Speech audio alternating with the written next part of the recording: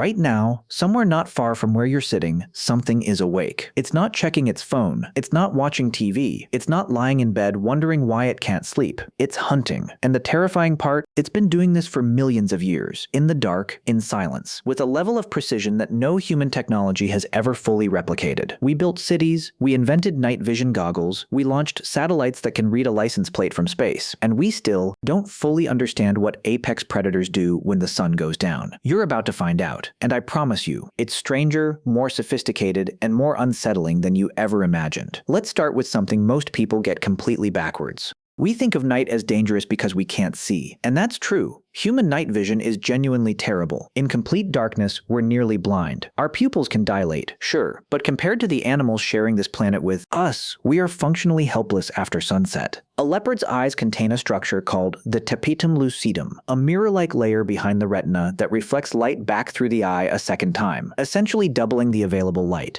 In conditions where you can barely make out shapes, a leopard sees in something close to high definition. Lions have it, tigers have it, wolves have it, crocodiles have it. That eerie glow you see when a flashlight catches an animal's eyes at night? That's the tapetum lucidum reflecting back at you. It's not just a cool visual effect, it's the biological equivalent of night vision technology, and these animals were born with it. But here's what most people don't realize. Superior eyesight is just the beginning.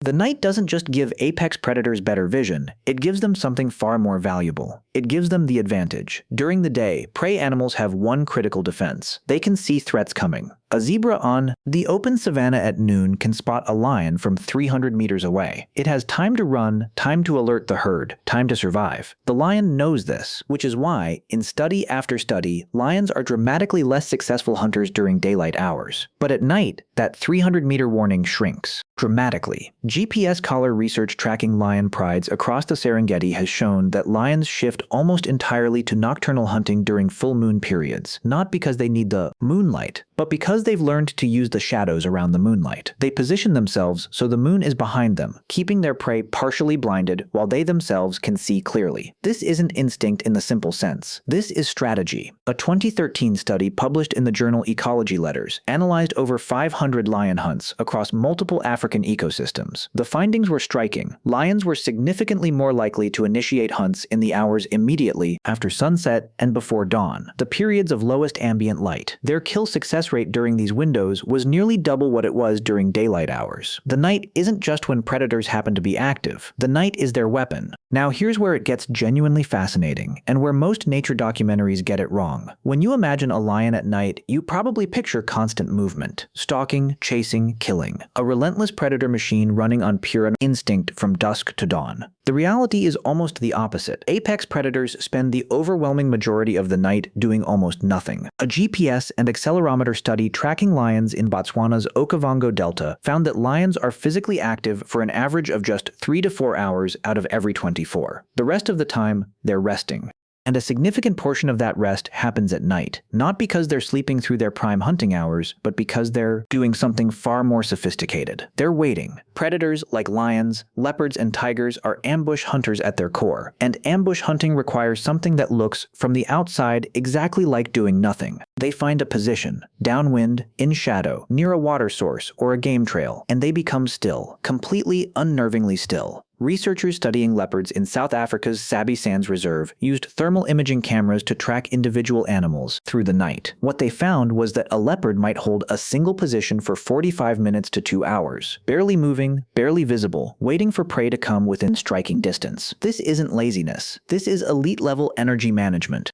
A leopard that chases prey burns enormous calories. A leopard that waits and strikes from 10 meters away burns almost none. Over millions of years of evolution, the most successful predators weren't necessarily the fastest or the strongest. They were the ones who learned to be patient. But apex predators at night aren't just solitary hunters waiting in the dark. For social predators, the night is also when their communities come alive. Wolves are a perfect example. During the day, wolf packs are relatively quiet. They rest, they move, they maintain loose social bonds.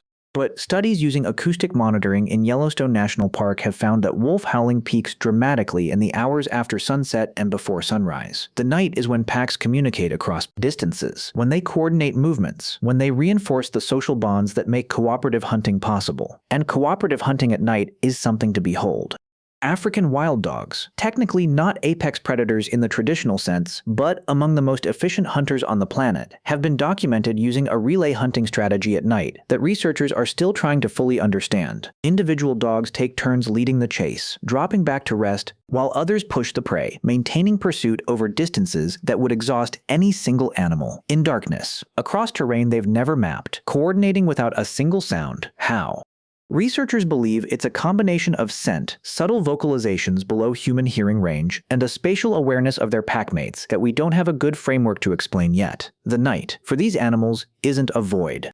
It's a rich, information-dense environment that they navigate with senses we've barely begun to study. And then there are the ones that have been doing this longest of all. Crocodiles have been apex predators for over 200 million years. They watched the dinosaurs rise. They watched them fall. They are, in the most literal sense, a design that evolution decided was already perfect, and they are almost exclusively nocturnal hunters. During the day, a Nile crocodile is a log. It basks, it barely moves, its metabolism running so slow that it can go months without eating. But at night, something shifts. Crocodiles have the most sophisticated sensory system of any reptile on Earth. Along their jawline, they have thousands of tiny pressure-sensitive receptors called dome pressure receptors, or DPRs. These receptors can detect the microscopic ripples created by a single drop of water falling on the surface from several meters away. In complete darkness, in murky water, a crocodile can pinpoint the exact location of an animal drinking at the water's edge, purely through the disturbance its presence creates on the water's surface. They don't need to see you, they can feel you. Researchers studying Nile crocodile hunting behavior in Zimbabwe found that crocodiles would position themselves hours before their preferred hunting window, moving into shallow water near game trails used by wildebeest and zebra coming to drink at night.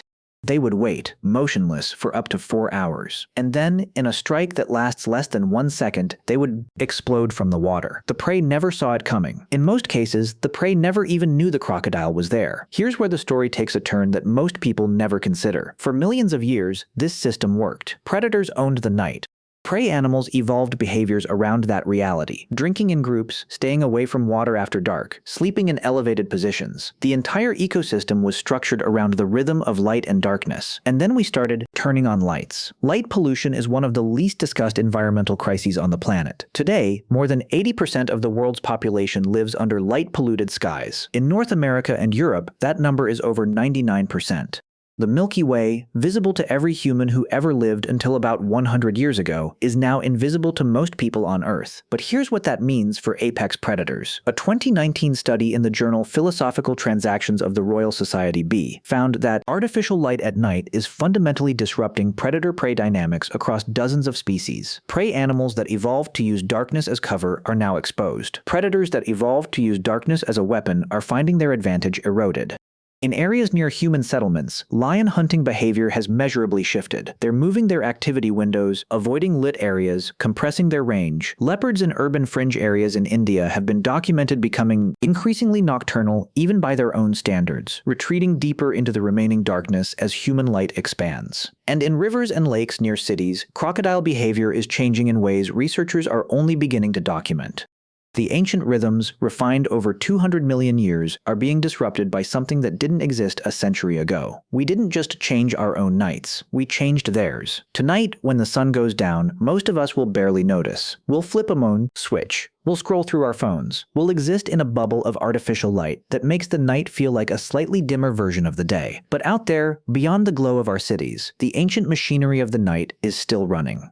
A lion is positioning itself downwind of a waterhole, reading the darkness with eyes built for exactly this moment. A leopard is holding perfectly still in a tree, its heartbeat slow, its patience absolute. A crocodile is feeling the surface of a river with sensors so precise they make our best technology look crude. They've been doing this for longer than our species has existed. They were hunting in the dark before we discovered fire, before we told our first stories, before we built our first cities and flooded the night with light.